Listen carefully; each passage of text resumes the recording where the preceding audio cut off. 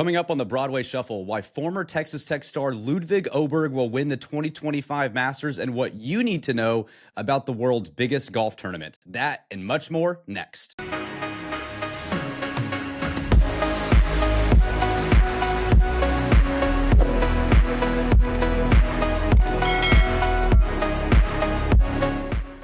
Okay, welcome to episode 71 of the Broadway Shuffle, joined by Conrad Mills. I am Brennan Baxter. We're missing Zyler and Clayton today, and that's okay because on today's show, we're going to do something unique, something different. We're having a Masters Golf Edition episode here on the Broadway Shuffle. So it is Masters Week, and we think that Ludvig Åberg, former Texas Tech star, has a great chance to win, and we will tell you why. We'll also give you some tips and tricks on what you should know if you're not a huge golf fan, but watch the Masters and what to expect from this upcoming weekend. So make sure to stick around.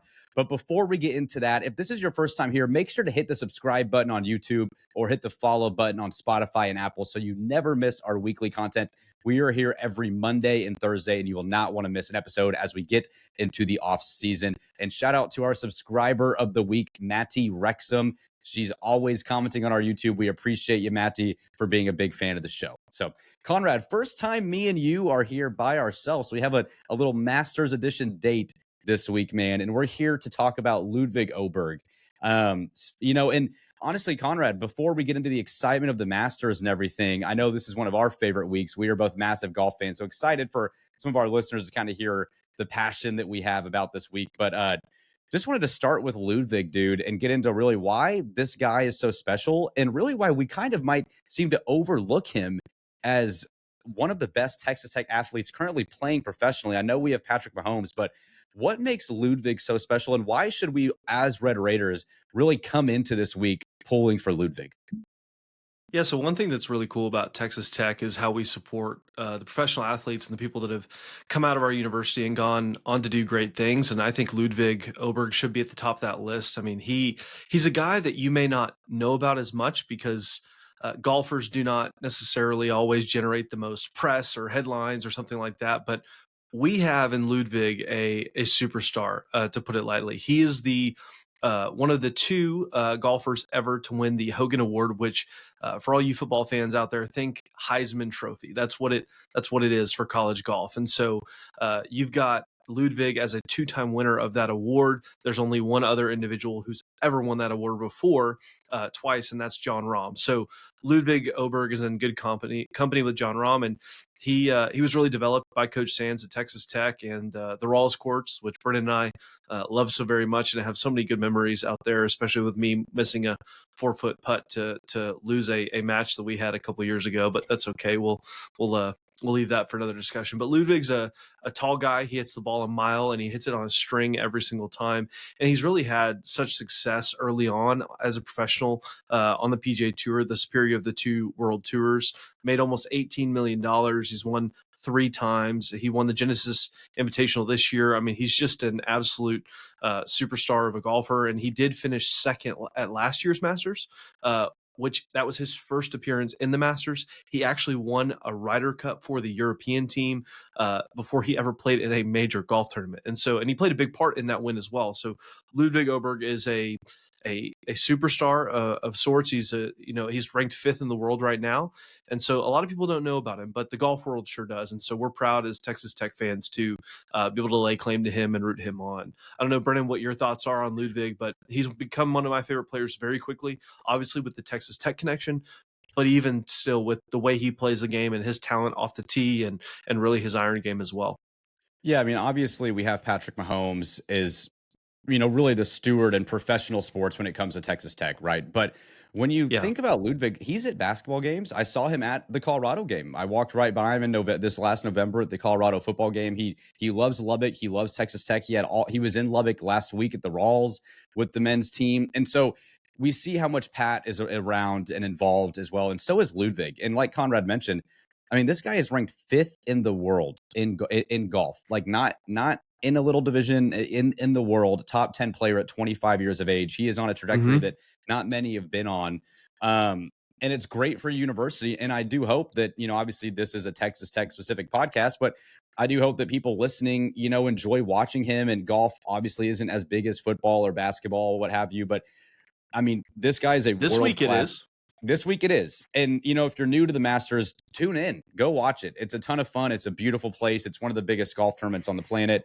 And your darling, your golf darling at Texas Tech has a very good chance of winning this week. And I really do like his chances. I think when you look at the Masters, you see guys that get familiar. This is the only major. There's 4 majors in golf, the only major that is played at the same course every year. And so we've seen Scotty Scheffler has won 2 of the last 3 years. We've seen guys kind of figure it out. Ludwig finishing second in his first year with the approach that he brings to the game. I love his chances. Similarly to a guy, Conrad, that you love, your favorite golfer, Jordan Spieth. In 2014, Jordan finishes second. The next year he wins. And I kind of feel like we might be on that sort of train with Ludwig this week, though he hasn't played his best the last couple of weeks. He got real sick, but he has already won once this year. So I don't know, man. I mean, with Ludwig too, he's also playing with my favorite golfer, Rory, this week. He's paired with him. Rory's my guy too. I know, but I've got kind of a 3-headed monster with Ludwig, Jordan, Rory, but I liked Rory first out of all of them. So okay, how could you not like Rory? How could you not like Rory? I say the same thing, but dude, a lot of people do not like Rory McIlroy, which I they don't have really freedom understand. to be wrong. I mean, they can be wrong. You're allowed to be wrong. Yeah, you're entitled to your own opinion, but he does get to play with Rory Thursday and Friday, which I think will help because Rory obviously coming to the Masters, he has a chance to do something that only 5 guys in the modern era of golf have done, which is win all 4 majors. He only needs the Masters, and he has yet to do it. So all eyes will be on him. I think Ludwig can play with him, know that a lot of people are watching Rory. He's playing with all the pressure, and he can go play kind of free. And it's also comfortable having them been Ryder Cup teammates and, good friends and that as well. They both live in Florida. So I think this is setting up well for Ludwig to make a run. And it'd be great for Tech, man. Obviously, we're coming off the depression of losing in the Elite Eight. The transfer portal's hot, the D5 news. There's a lot going on still in football and basketball coming up, but this is a good time to take a break and just enjoy one of the best athletes at their craft who happens to love Red Raider. I mean, the dude has a double T on his golf bag. It's like you're getting national attention this week at the Masters. It's great for the university as well. Well, and what was cool, Brennan, I don't know if you saw, is that Texas Tech Golf tweeted out a picture of some of the current team members and Coach Sands at Augusta yesterday with Ludwig when he was on the range. So that was pretty cool to see how they support him, and obviously why would you not? And good experience for the team getting to go to Augusta National and take it in and cheer on Ludwig, albeit in a practice round on Monday. So that was pretty cool to see those pictures that they posted. Yeah, and I'd want to know, and let us know in the comments because Conrad, obviously me and you are pretty skewed. We're massive golf fans. Conrad, for the listeners that don't know, we probably talk on the phone every day leading into the 4 majors and most tournaments. We've been golf buddies and talked about golf ad nauseum for the last decade or so, probably. So this is a dream come true. This is a dream come true for Conrad and I to be on a podcast talking about golf because we don't get to do this often. But I would like to know from people. It's like, do you enjoy the Masters? Do you like golf? Let us know in the comments. And do you watch Ludwig periodically throughout the year? Because if you aren't, we'd encourage you to watch this guy play because what he does representing Tech is awesome. So it'll be a ton of fun, man. I think he also, I think back to last year when he finished, he was in contention at the U.S. Open, ultimately won by Bryson DeChambeau.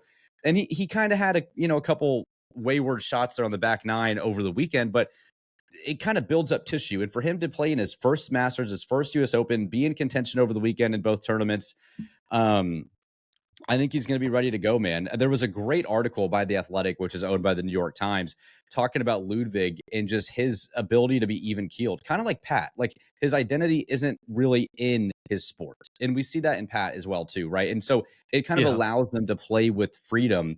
And Ludwig takes that approach. He just likes being chill. He's from a very relaxed country. And I think it sets up well in the game of golf where, Conrad, as we all know, your club could be in a tree pretty quickly in a round. You can get your emotions things get happen. Sometimes We've witnessed a lot of different things. I mean, on the golf courses, the golf courses where emotions come out in different ways. And I think, thinking about Ludwig in that way, it's so interesting to see because a lot of our listeners may think, are you serious? You guys are really talking about golf and you're going to do it for a while on today's show? Yes, absolutely. Yes, if you think we are, if you think it's boring, you should watch golf tournament.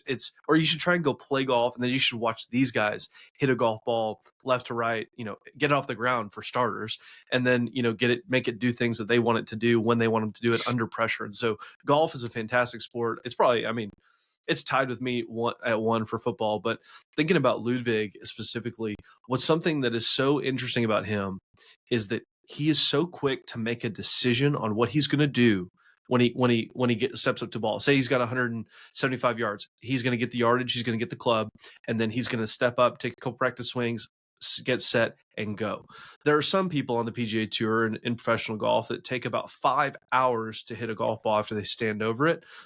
We will not name names here on the Broadway Shuffle. None of them are Red Raiders, so it doesn't concern you guys to know that necessarily. Watch the Masters this weekend and you'll find out.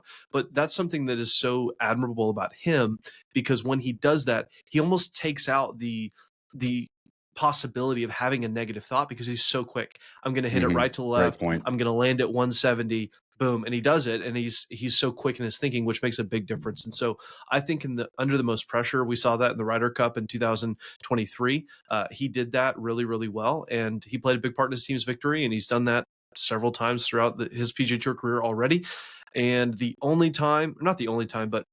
biggest moment that it did not work out for Ludvig was on hole 11 last year on Sunday at the Masters.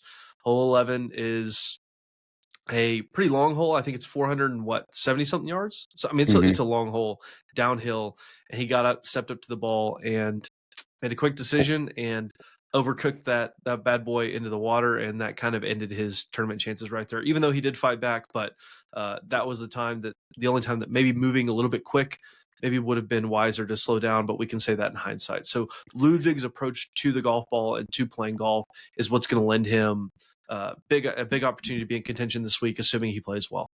Well, and to that point, that's kind of where I feel like, Conrad, on Sunday, you have a chance. He was one shot back. He was one down that time from Scotty Scheffler, and so you learn from that. And he walked off the green laughing, it didn't seem. And then he birdied 13 and 14, and he hit the green on 12, which isn't easy to do on a Sunday. And so to me, I just feel like that experience bodes well for him. Now, this season he has won, and he was leading a tournament. And then he got the flu, but he has struggled around the greens, and at Augusta National, especially, your short game needs to be very sharp. So that is a concern for me. But tee to green, I'm not concerned about Ludvig at all.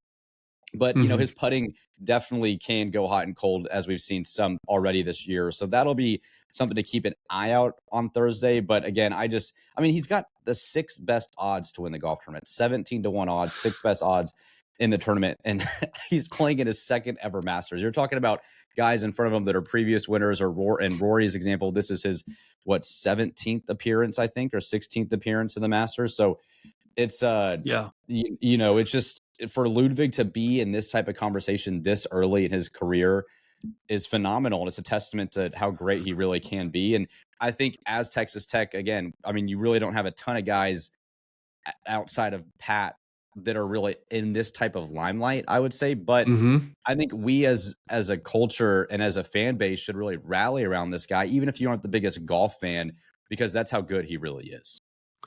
Well, Brennan, let me ask you this, maybe to put it in perspective for our listeners. Has Ludvig had the best start ever to a PGA Tour career? Within the first season, he accomplished more in terms of big events, like you mentioned at the start of the show, playing a Ryder Cup. He's also got 3 wins. Without win, yeah, he has DP two PGA Tour wins and 1 win on the DP Tour, and then also finishing in the top 10 or top 5 in two of his 4 majors that he ever started. But I don't know exactly. I know there's been multiple rookie winners on tour, and what does that mean for your first year? But he's up there, man. He's on a run that's special, and we've seen guys like Scotty Scheffler, for example, number 1 in the world.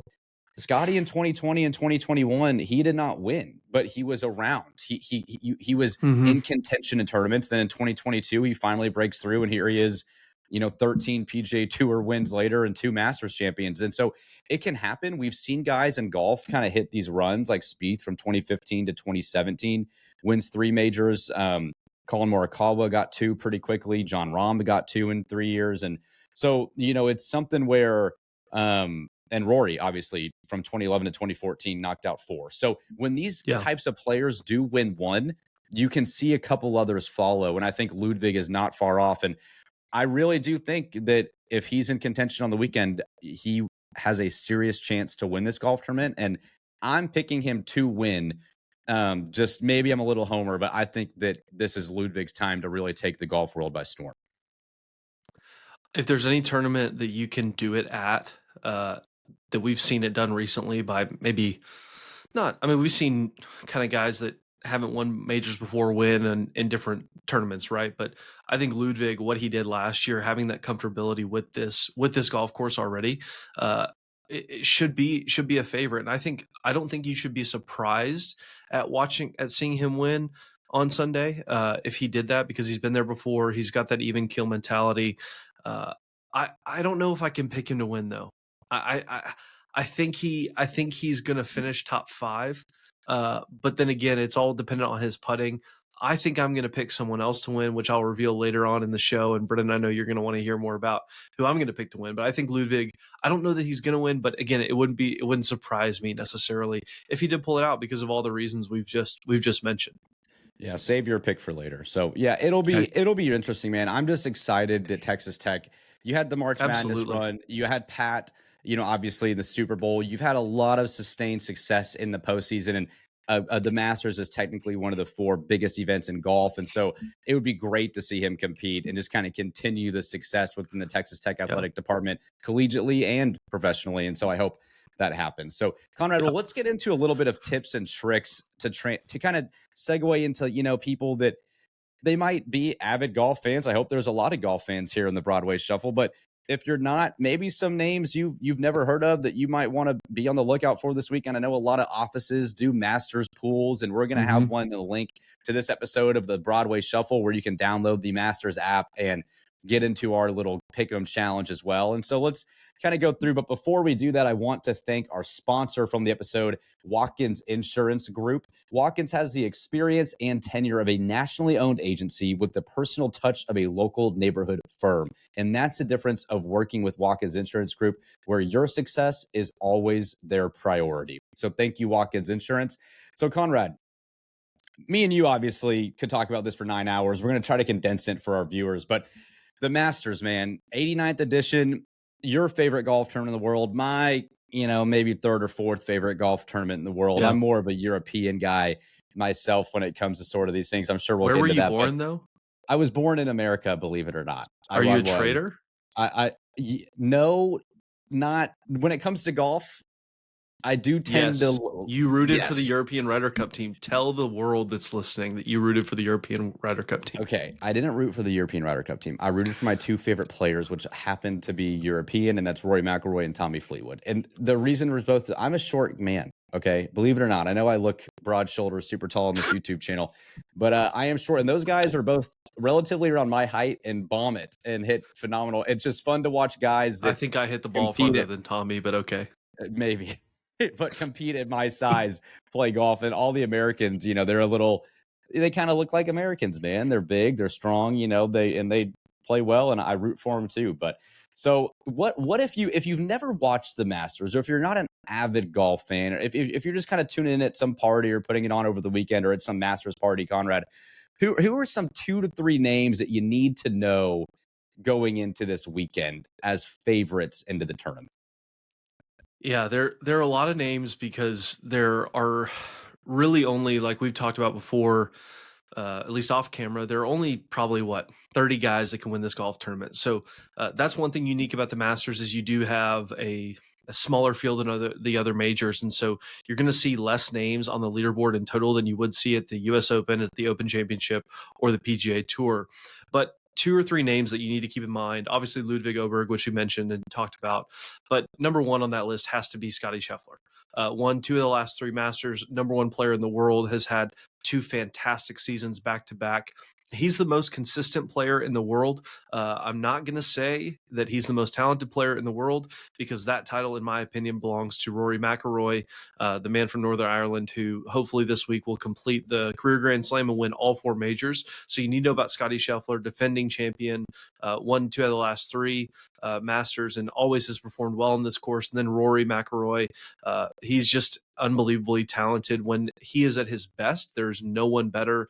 And then my favorite golfer, along with Rory and Ludvig, Jordan Spieth. He has won 1 Masters. He's won 3 majors, and he is one of the most talented golfers in the world as well. If you get a chance to watch him around the greens or with the putter in his hand, just be prepared for some magic, because you never know what's going to happen there. It could be really good, or it could be really, really bad, and then it could be really, really good, and then you could say no, no, no, and yes, yes, yes. So he is an entertaining golfer to watch.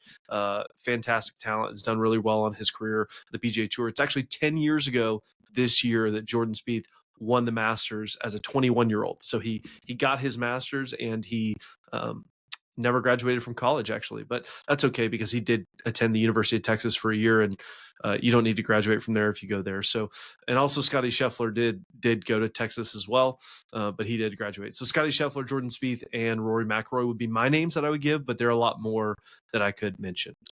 Yeah, if you're looking at, guys, this is for Conrad's point, you've got a lot of guys. The Masters does something special where previous champions, regardless of age, if they can swing a club, technically they can play. And Bernhard Langer, for example, from Germany, I think he's 67, 68, playing in his 40th something Masters. This will be his last Masters he's playing in, but he gets to play in the field. And so because they do that, they also have 6 or 7 amateurs yearly that get to play through various tournaments that they, were awarded a spot in the field.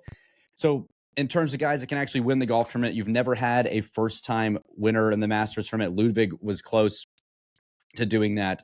Or excuse me, Spieth was close too. Spieth was close in 2014 as well. And then, there's a lot of different kind of stats that suggest that if you've never played, or if you're over a certain age, you probably won't win. And so that's why the field is typically much smaller in terms of actual guys that could, put on the green jacket come Sunday night. And so a couple of their names too. Colin Morikawa is an American golfer that's playing lights out this year.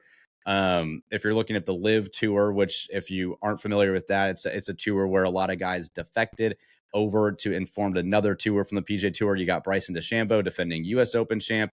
John Rahm's won a Masters. Brooks Koepka's a 5-time major champion. So there's a lot of interesting storylines going in here. If you're looking at your pool, I know the Masters pool, for example, you have to pick a former champion. You've got to pick a U.S. player, an international player, and a wild card. So if you're looking at some names to kind of put in there, those are some guys you might want to consider putting into your pool this weekend.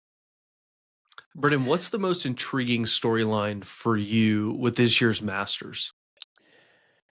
I mean, dude, obviously for me, it's Rory trying to complete the Grand Slam. I'm super biased because I've been a Rory fan for a very long time, and I've been heartbroken way too many times. But if I had to pick something other than Rory, I think it would be Scotty's defense, because I do think that Scotty, having won 2 of 3 and has been the most consistent player in the world since then, won 9 times worldwide last year, Olympic gold medalist. If he were to go back to back and win 3 of 4, I think it would kind of etch Scotty's name as probably the best player of his generation, which I'll probably say started in 2019. I mean, if you're talking like, who would you put ahead of Scotty Scheffler if he won back-to-back Masters? Don't say Jordan.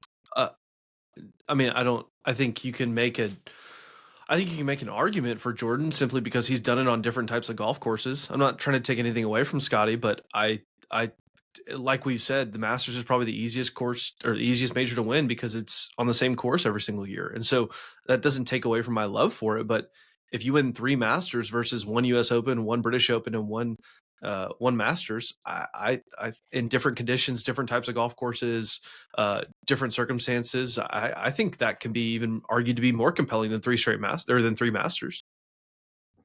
Yeah, I don't know. I mean, if you're looking at what Jordan did in 2015 with obviously Masters, U.S. Open, he had an historic season in the same season, won 5 times, but since then he's won 1 major and 7 times in 9 years. where Scotty would now have won 3 majors in 4 years and 14 tournaments, which would be more than Jordan's career record. So, Yeah, I'm not. I know, but at 3 majors, I know, and I agree. I'm not saying I'm necessarily making that argument. I'm just saying you can make an argument because winning majors on different types of courses and different conditions that aren't all the exact same thing is, I think that's impressive. yeah, no, I don't disagree. I just think that if Scotty were to win and put on a green jacket, just with how good he was last year, I mean, the dude was Sure. competing and winning almost, it seemed, every week he played, which is hard to do in professional golf. Yeah. If he were to do that again, I think that would be something of his. I mean, that'd be an historic week to Yeah. win 3 or 4. Even Tiger Woods, I think, in his defense, he went 2000, 2001, and then 2005. So even Tiger had not accomplished 3 in 4 years, and so it's something that would just be Yeah. wild to see happen. It, It's and that something would that be I cool think to see him would, do. yeah, it'd be cool, and I don't want it to happen. I know Scotty's a Texas boy, and obviously went to the University of Texas, but I'd like to see a different storyline. I think a live guy winning. We had Rahm win 2 years ago, who was on the PGA Tour. I think that would be an intriguing storyline with how much of divide there is in golf. And if you haven't seen the full swing, if you're on Netflix, I would go check that out too, because that does give you kind of an inside look into some of what the Live Tour versus PGA Tour is and that sort of thing. So that would be interesting for the game of golf. Golf is kind of, Conrad, I mean, it's gotten more popular. It's like this divided tours, the golfer. I know a lot of people feel different about golf and the old time golf of how boring some people might feel it is, but the new era has gained massive popularity, and it's only kind of helped the drama in what has Hmm. become probably one of the most drama filled sports across the world now. Yeah, it's interesting how people just flock to drama. I mean, that's why people watch reality TV shows and all those different things. But I think, for our listeners who may not be familiar with the Live Tour and the PGA, the Live Tour is where people go to make more money and work less and be less effective at their crafts, maybe a little bit, than the PGA Tour, where people have been and play more and maybe don't make as much money on the course, but they're committed to a history in terms of what the game is, what it has been, and what it always will be in terms of 4 rounds of golf, cut after 36 holes, what golf has really been since it was founded. And golf is one of those sports that tradition really does matter. Sure, you need to adapt and change, and that's what's happened because of the Live Tour, honestly, and players have gotten paid more, which is a good thing. But you kind of see this divide because we don't get to see Bryson DeChambeau, who's one of the best players in the world, objectively, play every week and compete against Rory and Scotty. They only play these 4 majors, and so the Live is a bit of a different vibe, if you will, and the PGA Tour is what it's always been, and so it is definitely a more drama-filled sport if you go watch Full Swing, and how there's been a lot of, I guess you could say, I don't know if hatred's the right word, but animosity for sure between these 2 Mhm. tours because of what has happened in the game of golf. But this is one of the weeks that we do get the best players together on the same golf course. But it's pretty clear that over the past few years since this whole thing happened, that the PGA Tour has held the upper hand in terms of finishers because maybe they play more serious golf more weeks than others. And I'm not sure that you can say the same thing about Live. So you're telling me I get to work less, make more, and not have to worry about money over on the Live? I don't know, man. That Hey, sounds pretty nice. I'm not That sounds pretty faulting nice to me. anyone. I'm not faulting anyone for making that decision. I'm just saying in terms of pure entertainment value, Live has definitely hurt the quality of golf that's For on sure. TV Yeah. every week We because they've don't taken some of the best players. Yeah, we don't get all the best players at once unless it's a major, which is why this is such a big deal. So, Yes, exactly. um, Yeah. okay, Conrad, and then there's 2 questions I have for you here. What would you wanna see more? Rory winning or Jordan Spieth winning? That's the first question. Okay. Second is, how many tissue boxes would you need to just keep on filling your face with tears if Rory is putting on a green jacket on Sunday? There's not even a question in my mind. I want to see Rory win, and I think you do too. And I'd probably need about 300 to 400, maybe more, because golf is one of those sports. It's you, a club, and the golf ball, and a caddy, right? Like it's just you, a club, and the golf ball, and you've got to go use as the least amount of strokes as you possibly can to get the ball in the hole versus everybody else, right? The person with the lowest score wins. And to see Rory do that this year at Augusta after winning the AT&T Pebble Beach Pro-Am and the Players Championship and the form that he's in as a player would just be really cool to me. So Mhm. I'd absolutely go Rory. I don't know how you would feel. I think you may pick Jordan to win. Is that how you would view things? Dude, I can't say I would. I'll be public about that. I am not the biggest Jordan Spieth fan. Multiple reasons we could get into, but I don't root for anyone to fail unless it's Jordan Spieth. So that's just Wow. kind of Wow. it is what it is, man. I can't really explain it. Maybe it's jealousy. I don't know, but It's absolutely he jealousy. is a good looking guy. I think, except for his receding hairline. But then you He get fixed into like, that. did he fix it? Did he get on? Did Yeah, he? money can fix everything. Money Most things, right? money does fix a lot. It does help. Yeah, and this is one thing about golf too that I think we love so much. It's like, one, there's not many sports. Like, we love Patrick Mahomes here at Texas Tech, but you can't go play in Super Bowls. Like, you cannot go emulate exactly what Pat does in a sport on a golf course, or sorry, on a football field.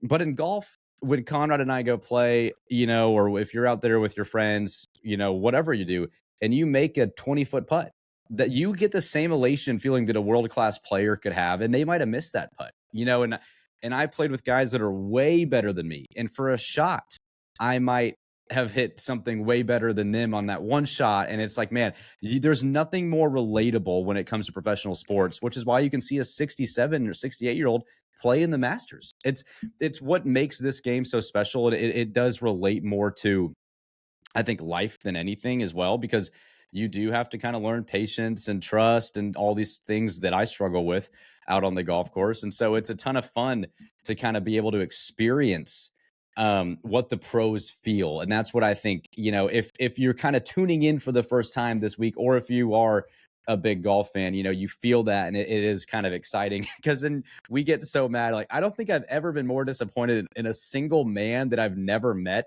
than Rory McIlroy. I really, it's like, and I was in the Open. I was at the Open Championship in London 2 years ago, and for 4 days I followed that dude. I watched every shot. I had It's all, kind of creepy. yeah, and I followed him home, and everything. It is, and it was my wife's like, "Where you go? I'll be back later." And it was just like and it does kind of, golf is also interesting, especially if you're at an event or watching, because you're buying into a person and you only get a fraction of the action, right? Like, especially if you're at an event, like, you're missing a lot of the other shots and things going on, where if you're watching the Super Bowl, the game's in front of you. Where golf, you are committing yourself and your fandom to one person, and you get to kind of figure out who they are, and learn about their family a little more. It's a very relatable sport. It's why I love it Mhm. so much. It's my favorite sport in the world.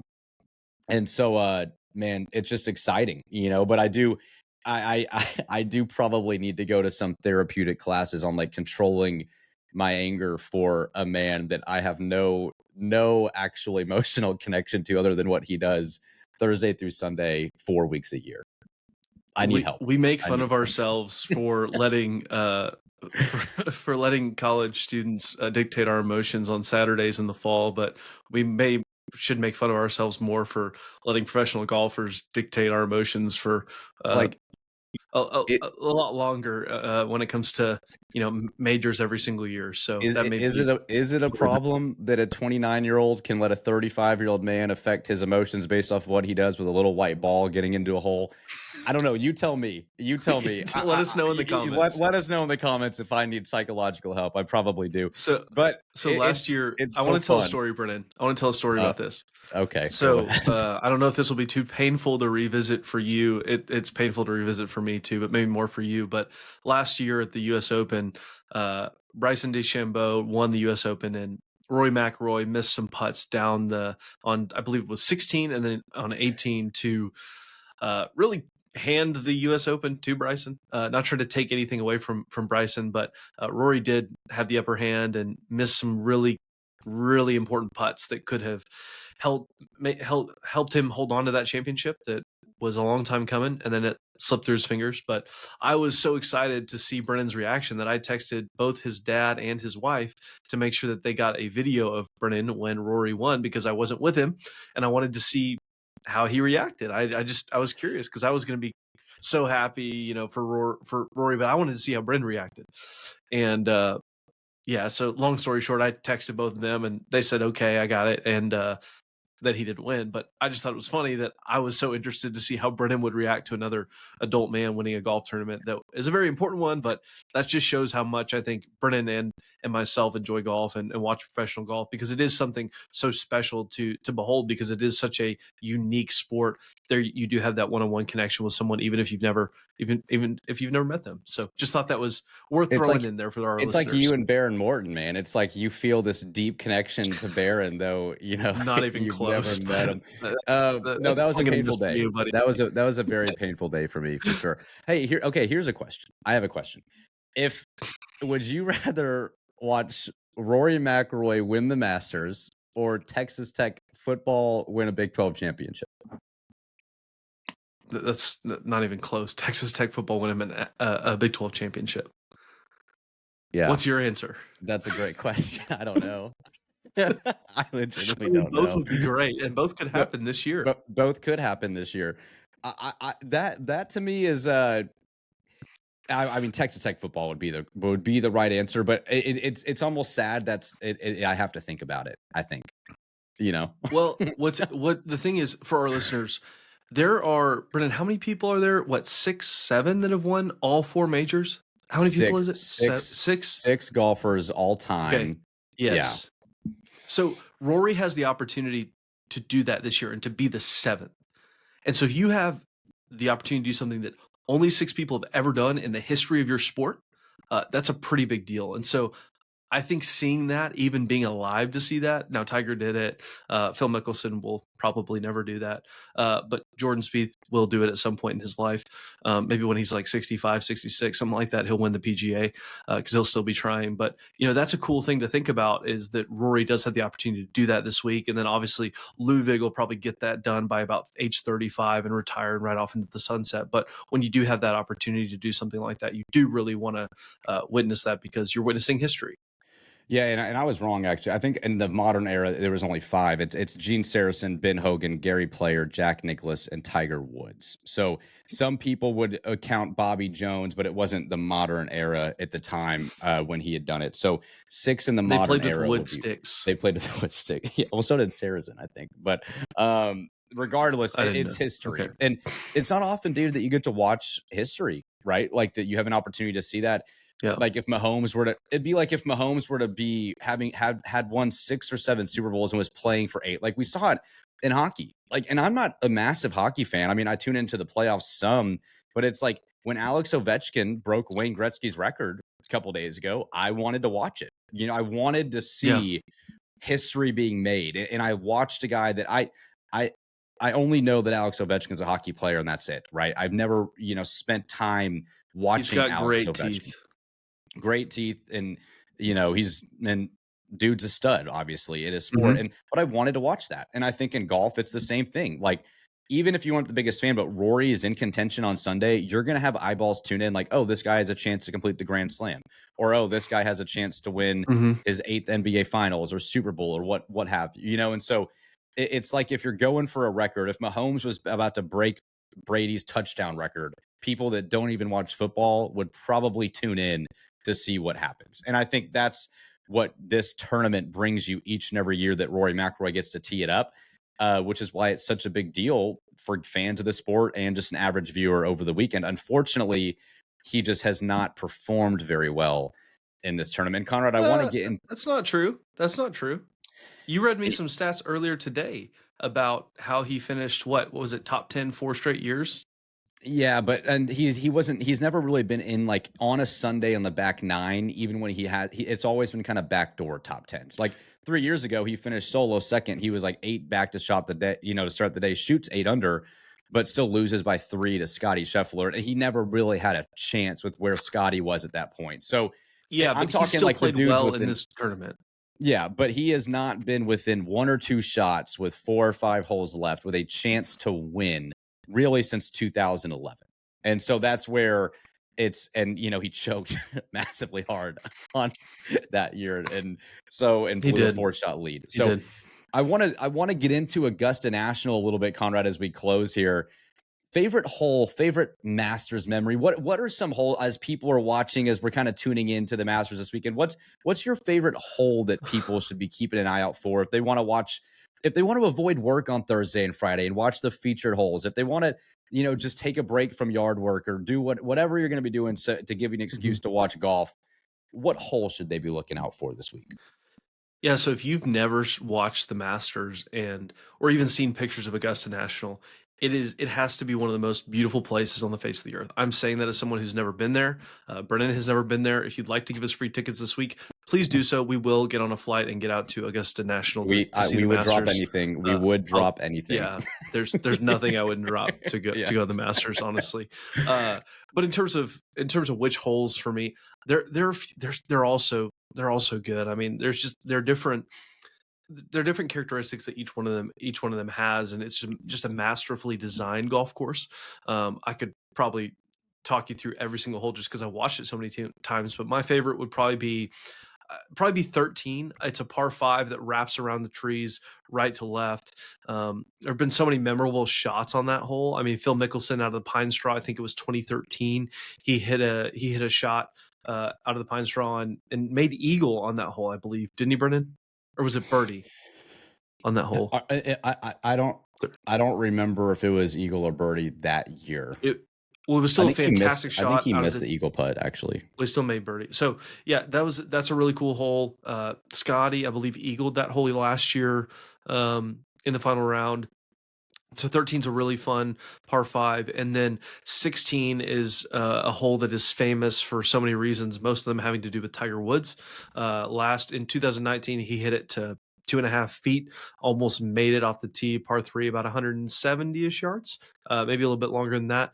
And then obviously in 2005, I believe it was, had a probably the best chip shot ever hit, where he missed the green to the left and played one of the most creative shots ever and actually made it. If you've ever seen that Nike commercial where the ball rolls over into the cup, that's from that.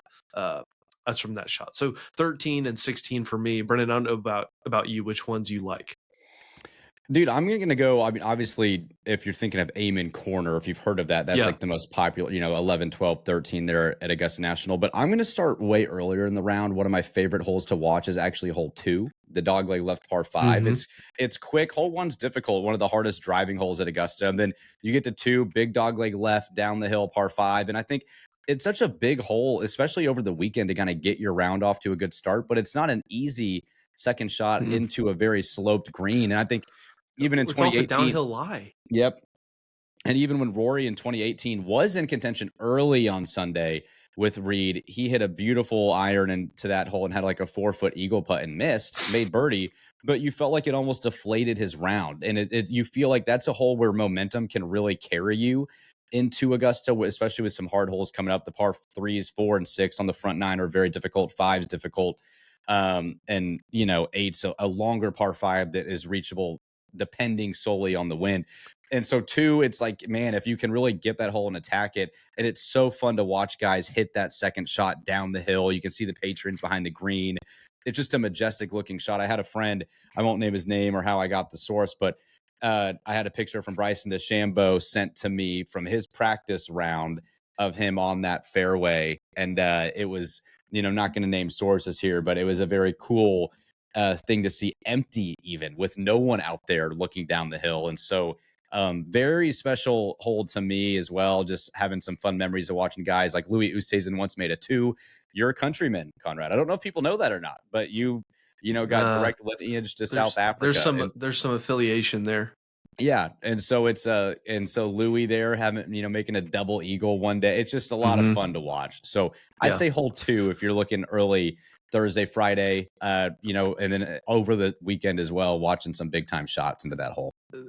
That is not what I was expecting you to say. I know. I wanted to kind of throw you off. I know you were probably thinking 15, 16, No, I was expecting you to say hole 12 for obvious reasons. I'm going to get into that into my Masters into one of my favorite memories in my Masters lore is 2016 Jordan Spieth making a 7 on that hole. So well, for our listeners, The reason that Brennan brings that up is because his favorite golfers never actually won the Masters, and so he has to just take shots at other people who have, and so he just likes to reminisce about someone's demise in the final round on Sunday when he should have won the Masters. But that's okay. We'll let that slide here. Dude, this was a good memory actually. In Hewlin, I was watching that tournament in Hewlin Hall, man, in my dorm room on the 6th floor back in 2016. And Conrad, big Jordan guy, lots of guys from Dallas, where I'm from, big Jordan guys. And I was like, this guy's really about to go back to back. Like, I'm going to have to deal with this again. And he gets to that hole and he hits it in the water. And I'm like, oh, okay. But he can still, hit his third shot on the green and it'll be fine. And then he chunks that one in the water. And I run out my dorm room door and I sprint down the hall to my friend's dorm. And I'm like, dude, you gotta come see this. Like, this is the best thing I've ever seen. And Danny Willett ends up winning that year. Who? It was exactly who. I would love to know how many people in here know who Danny Willett is. But regardless, and I mean, that's one of my, I wouldn't say it's a favorite memory. It's just one of the more shocking memories I remember in sports, because it was like the coronation was beginning for Jordan Spieth at that point in golf. And then it seemed like one of the most shocking chokes in modern sports history, quite frankly, when you think about like where he was in the tournament on the back nine on a Sunday. So, but dude, honestly, that you mentioned this, I remember vividly watching the 2005 in my living room, that Tiger chip with my aunt and uncle parents, and just being like, just kind of falling in love with like the Masters that year, kind of old enough to remember it a little bit, being 10, 11 years old at the time. So, man, it's a fun tournament, man. And I know you've got two of your favorite memories that you wanted to share as well. Well, what's cool about the Masters is when you go to, or when the TV shows hole 16, you think about those memories. When you see 12, you think about that. When you look at 10, you think about Rory pull hooking his driver 10 miles to the left into the woods and then going on to, I don't even know what he made on that hole. He surely made more than 7. He made a triple, I think. Okay, so he did make 7? Oh, that's kind of embarrassing. A triple on a par 4 versus quadruple on a par 3. We won't talk about that anymore. You've never been there on either holes, right? Never, ever, ever. Actually, that doesn't happen to me. I should be playing actually. So no. I'm actually an alternate for this week's Masters. That's why you need someone to fly you out there, like today. Exactly. So, yeah, I don't know. It's Brennan loves tournament golf. I know that he's got a story about a course with the name April in it, the month that we're in right now, that shows his love for tournament golf. I was waiting for you to bring that up on this. I was waiting for you to bring that up while you had a golf podcast. We're gonna save whoever's listening 50 minutes from that story for now, but we can bring it up on a later summer episode. Yeah, we can talk about that later. But I think my favorite memory would be either Spieth in 19, or probably, I think everybody's has to be Tiger in 19. Yeah, Tiger in 19. I mean, after the U.S. Open 2008 was his last win, obviously had some challenges off the course that we would not commend to anyone, after, during that season of his career, but him coming back and winning in 19 after that many years of, some not even being really that competitive, being hurt. And so seeing him, really come from behind and take that tournament and really stave off a fantastic leaderboard behind him and just take control of that tournament. It felt like you were going back in time. And so that has to be one. But, my favorite Masters memory is still to come, Brennan.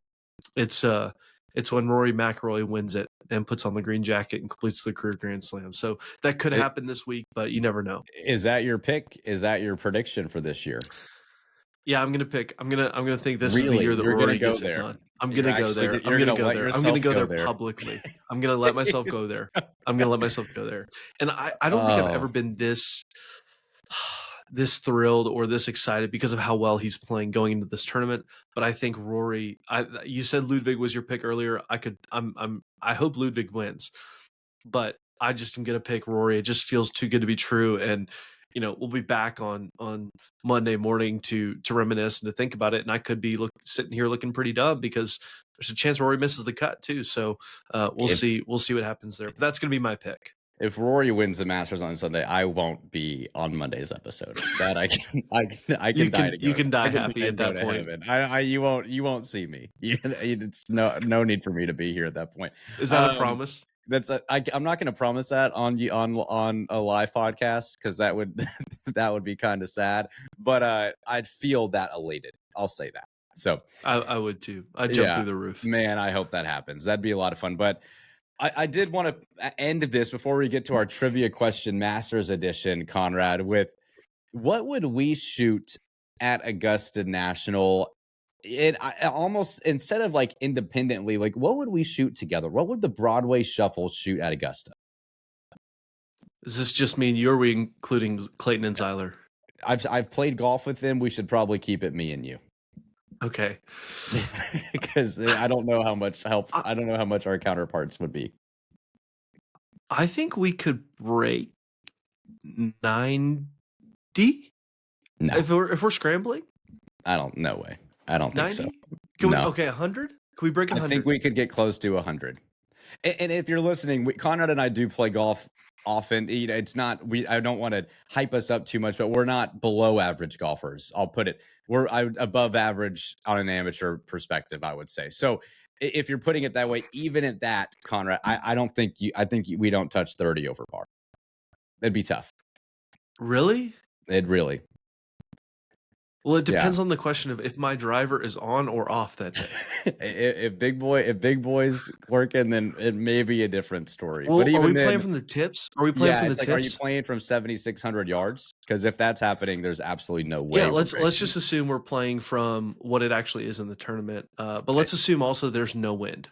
So no wind, perfect conditions. Yeah, perfect conditions. Yeah, no, I fully believe we're breaking 100. I fully believe we're breaking 100. I don't know. Only one way to find out. There's got to be someone that listens to this that could get us onto the Augusta National. You've got it. I'm sure we could vlog it too. And we could vlog it. We could get the Broadway Shuffle at Augusta. We got to make that happen. Epic. That'd be really epic. Let us know as well if you do play golf, what you think we would shoot, and maybe what you would shoot, and if it's possible. I don't know. It'd be interesting. That's the beauty of golf, dude. It's like you think you could do it because it's just you. The pride can seep in. Oh, I could hit that shot. I could make that putt. Mm-hmm. Trust me. I've been out. I've played tournament golf. It doesn't translate. But we're not talking about tournament golf. I just me and you out there completely alone in the Garden of Eden playing golf together. Could we break 100? Man, that sounds like the best date of my life right there. That's not the way I was looking at it. Me and you in the Garden of Eden just playing golf. I don't know what's better than that. I would take that over a Texas Tech Big 12 championship. I don't think I would. I would take that. Well, we'll see, man. Let's let the viewers decide what the Broadway Shuffle would shoot, man. But dude, tons of fun. It's fun taking a break, man, from obviously coming off the sadness of basketball ending, and we're here before the spring game. Kind of good to fit in an episode like this, especially when Clayton and Zyler couldn't be on. Just a fun little break. I hope I hope everyone listening enjoyed, because this was too much fun. I want to keep going. Maybe we should release another one tomorrow or Thursday. Listeners, let us know. Should we start the Brennan and Conrad golf show? Should we do that? Yeah. Was this entertaining? Side hustle, a little side hustle. Side hustle. Yeah, another side hustle. We could. So, we can start. I think we could. How many podcasts can one start in a year? We'll find. We'll find out next on the Broadway Shuffle. And if you're listening this far and you're not subscribed, make sure to hit that subscribe button. Yes, please do. We don't want you to miss an episode, and we appreciate you listening. So let's end the show, dude. I got a Tech Trivia Masters Edition for you. Usually Zyler is our trivia king, but with him not being able to be on today, I've got a question for you. Ludvig Åberg, as we've mentioned, finished second in the Masters last year, but he is not the only Texas Tech golfer to have played in the Masters tournament. Can you name me another player, and how many have played in the Masters from Texas Tech? I cannot name you any other player, but I would assume it's less than 5. Yeah, I don't. Okay, less than 5 is correct. Yes. The answer is 3. You had Matias Dominguez in 2015, became the first active Red Raider to compete in the Masters. He won the Latin America Amateur Championship, which got him in. And then Jeff Mitchell, who played for Texas Tech in the 1970s, competed in the Masters, finished 38th. So 3 Red Raiders have competed in the Masters, hopefully more to come. I know the golf program keeps whipping out a lot of solid dudes. So maybe more to come in the future for Texas Tech. So that's impressive from a school that's not Yeah. necessarily been known for golf over the course of its history. Yeah. And Ludwig, I know you've got a lot of other things going on this week, but if you are listening and you'd like to challenge Brennan and I to a match at the Rawls course this fall, just let us know and we'll be there. We'll even pick up your round as well. Yeah, we can get Ludwig on the Rawls, I think. I think we could cover that. That would be great. You think so? And He can yeah, play from the tips and we'll play from the whites or the reds. yeah, can we play 2 up in a scramble? Yeah. That would actually be a really fun challenge to see if we could play Ludwig from the forward tees and him from the back together, if we would, even with 100+ yard difference on every hole, if we could beat him. That would actually be more interesting than us playing at Augusta, I think. 100%. So if you know Mr. Åberg, or you'd like to see that happen, help us make that happen. Let him know we want to do that and see what happens. And hey, if he wins the Masters this year, maybe he can even play that challenge in his green jacket. That would be even cooler. I think if there was a guy that would do it, it would be Ludwig. So we'll see, man. I think so too. We'll see. Well, looking ahead to next week, spring game is right around the corner. So we will be back to regular scheduled programming with football. That's coming up here in a week and a half. And then obviously we have to announce our tournament challenge winner. Florida takes care of Houston in a great game in the Final Four. We do have our winner from the bracket challenge of Broadway Shuffle. Thank you to everyone who submitted a bracket. That was way more people than I expected it to be getting. And it was a ton of fun seeing all of y'all in that. And we will announce that winner on Monday's episode as well. And then we'll get you into some Texas Tech portal updates and spring updates as well. Not a whole lot to talk about in terms of success. Softball is doing great. Baseball could definitely use some work, unfortunately, still up to this point in the season. But we'll get into a little bit of that as well. So, Conrad, ton of fun, man. I know you won't be able to watch any of the Masters on Thursday or Friday because you'll be working so hard. But it'll be, I hope you enjoy watching it over the weekend. So I hope you do too, because you won't be working hard. You're so right. You're absolutely correct. All right, we need to get out of here. So for Conrad Mills, I'm Brennan Baxter, and we will catch you guys next time on the Broadway Shuffle. Wreck 'em.